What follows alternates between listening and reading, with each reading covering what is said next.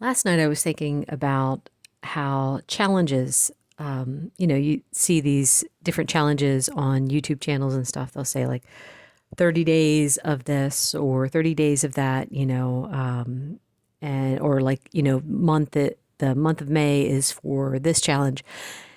And I thought, like, I was trying to think up one to do for my channel. And I'm like, I'm still debating, but let me get to the end of the video first and then we'll talk about it. But here was my point. I was thinking about how there's three challenges that I've done since I started this diet. And those three really, really helped me out. So the first one was the push up challenge. And it was funny because the woman who was talking about doing it, she's like, you do like 10 push ups at a time throughout the day until you get to 100 push ups. Now, I was sitting there thinking, well, I knew that if I tried to get 100 push ups done in a day, my arms would be hurting so bad the next day, I wouldn't be able to move. And I'd be so frustrated that that would be the end of the challenge. So I'm like, you know what? I'm going to see if I can build up to 100 push ups. And I started with five only the first day.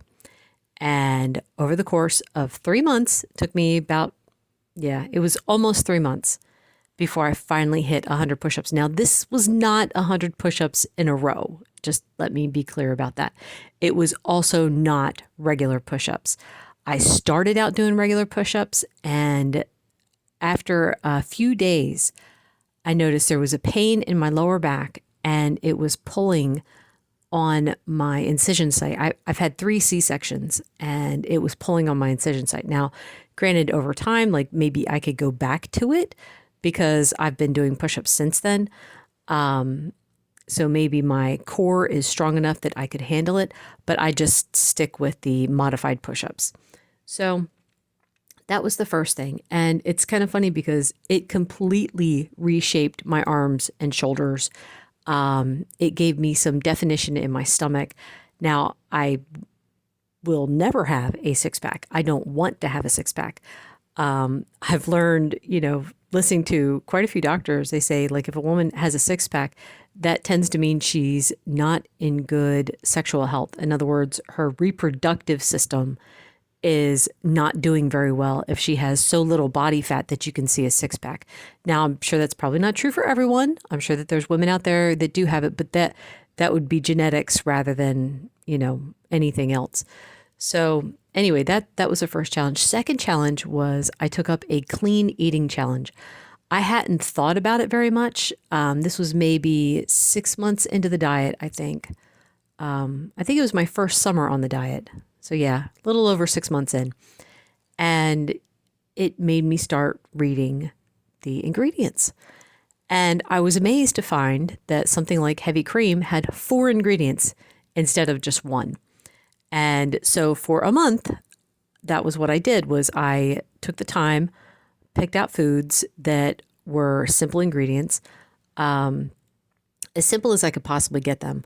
And what a difference that made in my indigestion. Like my indigestion was already getting better when I started the diet because oh my word, it was painful before I started. And I was taking something for it. I was taking like apple cider vinegar tablets, which helped. Before that I was on like the standard acid reflux medications, and they eventually stopped working, which is what got me on the apple cider vinegar tablets. And then, so, on the diet, my indigestion had gotten better, but I noticed it got even better. And I stopped getting a certain kind of stomach ache that I would get. And I realized after a while that was from the heavy cream that had like the I don't know how to pronounce it. I hear some people say carrageenan, other people say carrageenan. I don't know.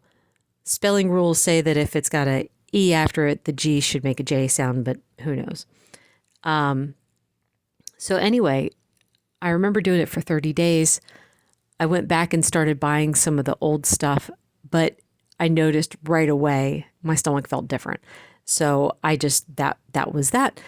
Now it's not that I'm always 100% clean eating. It's just, that's in general what I try to stick to because that's how I feel the best. And then the last challenge I took up was around the 1 year mark of me being on the diet. I kept hearing about people doing carnivore, and I always thought it was too extreme. I thought it was ridiculous. But at that point, I had listened to so many talks by so many different people, like doctors and dietitians and people who were actually had a lot of health issues resolved by doing carnivore. So I was like, well, let me take up a carnivore challenge. And I've never ever done 100% carnivore. In other words, just meat for a month. But I mean, because I like cheese. So I like cheese. I like tomatoes. I like seasonings and stuff like that. But I did a good like 95% carnivore for a month. And that was extremely hard because it was funny because as soon as I started, I immediately wanted peanut butter of all things. And I wasn't even eating peanut butter before that. But it's like I immediately started wanting peanut butter and nuts. And again, I wasn't eating nuts before that. I had realized pretty early in the diet that I had to limit nuts, either limit or abstain completely because I just had no self-control. And same thing with peanut butter. Peanut butter gives me indigestion. I will still have it very, very rarely.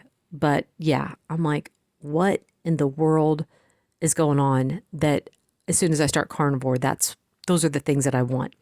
So anyway, after a month of carnivore though, this was interesting to me. And I'm sorry if this grosses anyone out, but I had been getting yeast infections like on a regular basis for the prior 2 years. Like even going keto didn't stop the yeast infections. As soon as I went carnivore, they completely stopped. I was like, dang, okay, this is great. Let me try another 30 days of carnivore. And in that second 30 days, I kept, again, it was the temptations. And I'm like, you know what? And here I was planning on what I would eat when I got to the end of the 30 days. And I'm like, you know what? I don't like that thinking. I don't want to have that idea that when I get to the end of 30 days, then I'm just going to go off the rails, and I'm like, I've been like that in the past. I don't want to do that now. So I'm like, you know what? I have to change my thinking to this is how I eat now. If I want to have a tomato, I'll have a tomato. If I want to have some pizza, I'll have some pizza. I mean, keto pizza. So in general, I'm mostly carnivore, I would say. And then I have other things here and there. So like, again, like tomatoes and the keto pizza, maybe a keto biscuit with something. But I try to stay pretty carnivore because that's how I feel the best. So that brings me to thinking about a challenge for the month of June. I currently cannot do a exercise challenge. I'm in the middle of a round of weakness. And just to explain quickly, I have thalassemia. When I get close to my cycle, sometimes it'll even happen when I'm on my cycle, I'll have some muscle strain where it's like that feeling of when you run up the stairs really fast and like your legs are on fire.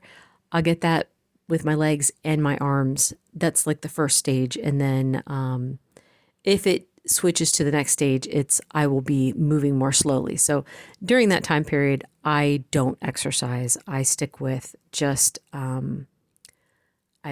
don't I was gonna say I stick with the basics. Like, no, I don't even stick with the basics. I have to conserve my energy for things I actually need to get done. And exercise is something that I don't need to get done. It's a bonus that I like to do because I can.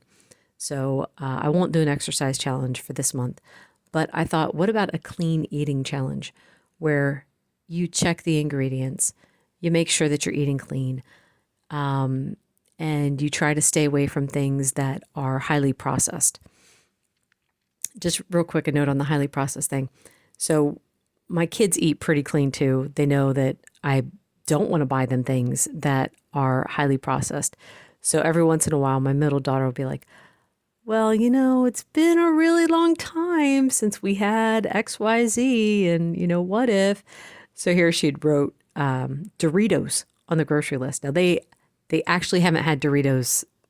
I can't even remember how long it's been. So I'm like, all right, I will get you guys some Doritos, but it's going to be the smallest bag and they have to share because I'm looking at the ingredients. There was at least 20 ingredients on there. But what cracks me up is each of those 20 ingredients has been highly processed before it could be even labeled as an ingredient.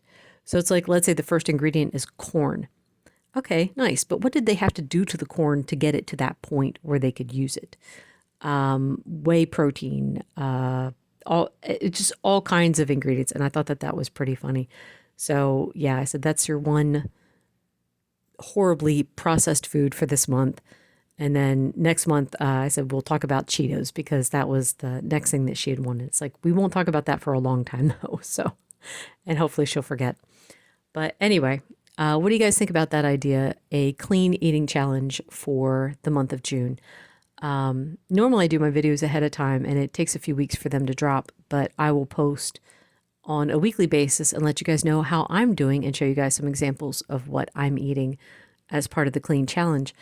So the rules they're very simple. It's like, just try to eat as simple and basic as you can. If you get a food item that's processed, like, so let's say I love ricotta cheese, right? So I will get the ricotta cheese that only has the most basic ingredients in it. Like the cheese itself, vinegar, salt, and that's it. Heavy cream, ingredients are just heavy cream. Even the cheese I get, it's kind of funny because certain cheddar cheeses have a dye added to them to make them orange. I don't know if you guys ever notice this. It cracks me up because I'm like, why do you have to add a dye to make it orange? Now, granted, they call it a natural a natural food dye. I'm not sure how to say it, annatto or something like that. But I'm like, so I generally try to stick with the non-colored cheeses for when I'm trying to do like as clean as possible. But anyway, let me know in the comments what you guys think. And if you're on board, we'll get started on June 1st.